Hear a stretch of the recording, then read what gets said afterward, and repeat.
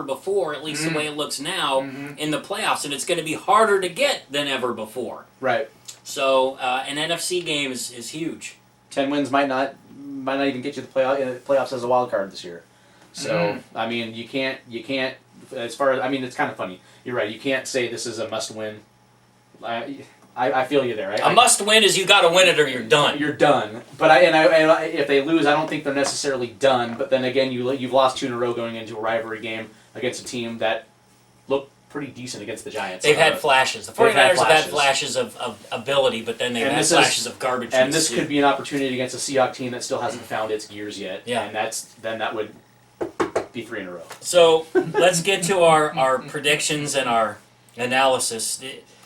We'll start with Steve, and we'll go to me, and then Commando to wrap things up. Do they find their stride? Is this the homecoming game where they put it all together, they figure some things out, the offensive line takes that jump of maybe just little incremental improvements to giant improvements? Cam Chancellor learned what he missed when he was out of camp. He's got a chip on his shoulder. He's back. Richard Sherman shows us some swagger, and Russell Wilson gets clutch. Is this that game?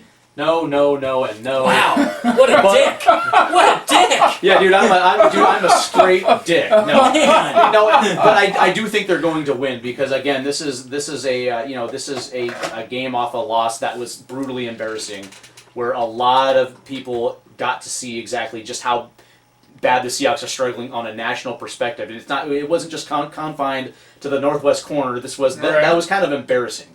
And I think that there's too much pride in that defensive crew to let that happen again against a team that literally does not have a passing game, that has a pretty decent offensive line and a running game, but against a quarterback they know for a fact they can own. And it's in their building. And it's a game that they're going to want to win to stay at 500. I got the Seahawks winning, but I don't think it's going to. I think it's going to be like a Lioness game. I don't think it's going to be pretty, but I think they're going to win it, and I think it's going to be something right around. I'm going to say Seattle 17, Carolina 13. 17-13. Hawks get a victory. Any of those scores from the Seahawks come defensively, or is it the offense putting up the points, 2 touchdowns and a field goal? I think it's going to be offense, special teams, field goal. I look at it a little bit differently. I think things are going to start to click. I think you're going to see a special teams touchdown. I think you're going to see a defensive touchdown, and you're going to see an offensive touchdown and a field goal. I only think the offense is only going to put up 10 points, but I think you're going to have 24 points total by the time this is done. I think Carolina's going to put up 17. I think they're going to get, whether it's a special teams or an offensive touchdown, I don't know, but I think they're going to put up 17 points. They'll get a field goal. 24-17. Hawks get it. We come back next week, Commando, and we're feeling a little bit better about where this team's sitting, not because of the record, but because of what we saw on the field. I think we're going to see some hunger. I really do. I do too, Captain and Steve. And the thing is with this team, as well as mentioning, the mentality of them, of what we did witness last year, the mentality of those guys that just, it's not like they don't still have those chips on their shoulders as they've had in, since they were rookies. It's tough to keep a chip. I understand that, but at the same time, when you're getting embarrassed, as you said a minute ago, Steve, no one likes to be embarrassed. Right? Particularly professional athletes, and most importantly, NFL players. And so I see the Seattle Seahawks doing nothing this week but watching film after film. If I'm sitting here watching this fucking game 40 times in a row in honor of the 40th season of the Seattle Seahawks, what the hell are they doing? They better be at home watching it over and over and over, taking your clip out and putting it on your computer and going, here's where I messed up,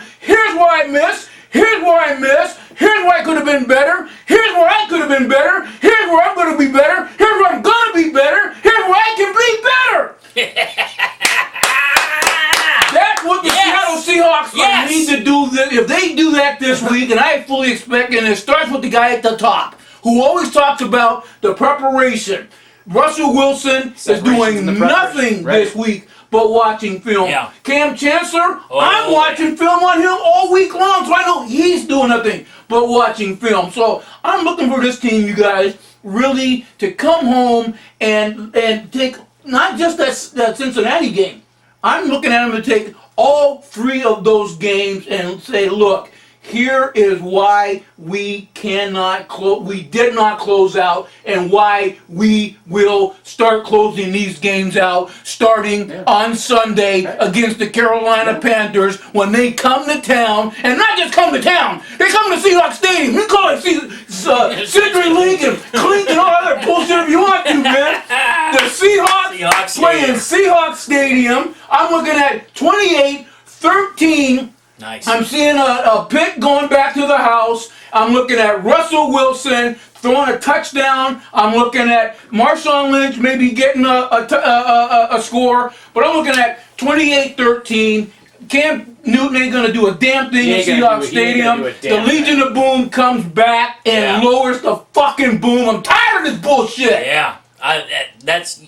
Couldn't have said it better myself, Commando. I think that's exactly what we need to see. And we're all going to feel better once we see that old spice. Thank you. A cologne it might be, but it's also what the Seahawks need. They need some of that old spice back in the game. But this is and they're going to get it. But then this is the feel-good opponent. Think back to the last 3 years. When did the season finally start? Exactly. It was against the Carolina Panthers. That's a great point. It was the Carolina Panthers. Point. 2012, Russell's rookie year. They go on the road. They eke out the gnarliest victory. But that jump-started that season. The very next season, I think it was here at Seahawks Stadium. Again, Carolina Panthers. Last year, again, Carolina Panthers. And they dominated again in the playoffs. I mean, it doesn't really matter where this game is being played. If there's one bitch the Seahawks have on their schedule, I mean, this is the bitch. Mm-hmm. You know the gimp in the box in the cage. If there's one bitch, it's the Carolina Panthers. That's right. And by the way, who's Cam Chancellor's bitch? Who do you think calls him daddy at the end of the day? That's Cam Newton. Don't you? Hey, since the Seahawks restarted their season, are they not 2-1? Yeah. They were 0-2. Restart the season. They're 2-1. Yeah. Right. Okay, so listen. Keep it going. 3-1 at the new start of the season. They can do it against Carolina. What are you doing for the game? Haven't decided yet. Floating plans, huh? Yeah, I'm just trying to get to the end of rock and roll hysteria. So I got no idea what I'm doing on Sunday I'm yet. always working, man. That's the whole thing. It's a Seahawks. Are you allowed to wear hot gear at work? Or do you have to wear a chef's hat and a chef's coat? No, you know what's kind of funny is we actually are. I wouldn't say that we're required to wear a Seahawks shirt. It's encouraged. It's like remember. Oh, cool. You know the movie Office Space where they're required to wear 34 pieces of flair. Yes. That's kind of like our flair. You know, it's not. We're not required, but it should be required, shouldn't it? And so should be fired instantly on walking in there that's without these hot gear on a Sunday. It's Sunday that the Hawks are at home. And I'm such a meticulous dude anyway, so I mean, I'm a creature of habit anyway. So of course I'm wearing my work attire because I'm just professional and I'm cutting that way anyway. Next time you wear a sweatshirt of a loser team like that, you're going to get jumped by me and Commando, and you're going to have tulips that look like Commando's. Hey, by the way, Mariner baseball. That's the bad karma. That's bringing us down. No! Don't you ever talk smack against my team. Being a Dodgers fan. That's my team too, so I can talk smack about them. They have fucked me over for years, for decades. No. This is my school. That's it. Okay, here's the hierarchy. Okay, it goes. Cougar football, Mariner baseball, Seahawk football, 1, 2, 3. That is my. That is my. Seahawks hierarchy. are champagne, Mariners are urine, and you're pissing in the champaign right now. Wear that to a Seahawks show. Here's the way that I look at the Mariners. They're the Miller High Life of baseball. They're the Miller High Life. They're not great. They're not necessarily horrible. They're horrible. This is not drinking old Milwaukee's Best Ice or OE High Gravity. Hope it changes. Okay, this is a team that's Can you guys imagine if we didn't have the Seahawks doing what they did the last 2 years, what this sports landscape in this town would be like? The Huskies have sucked. The Cougars. It would be 2009. It would be 2008 all over again. And minus, it would be 08 all over again. You couldn't have a worse sports landscape unless you lost your NBA. Oh, wait a minute.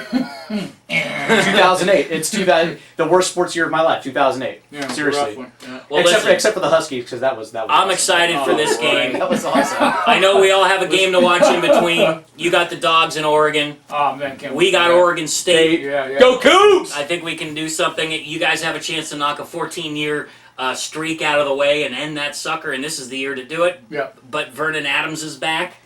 Go Ducks! He's a good quarterback, man. Sorry, bud. Are you going to the game? To the Husky game? No, No. I don't like those late night games. I know. A lot of people don't. It's I hard. just don't. Yeah, it's really hard. I might go out for the tailgate and beat it back. There know. you go.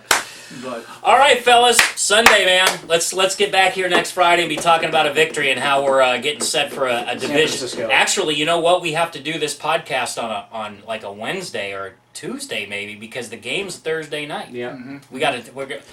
People, we'll talk amongst figure it out. ourselves. We'll let you know what's going on. We'll get to you as soon as we can. We'll figure it out. We'll have our people call your people. yeah. Rock and roll. Rock and Go roll! Seahawks, rock and roll, you guys. Go Cougs!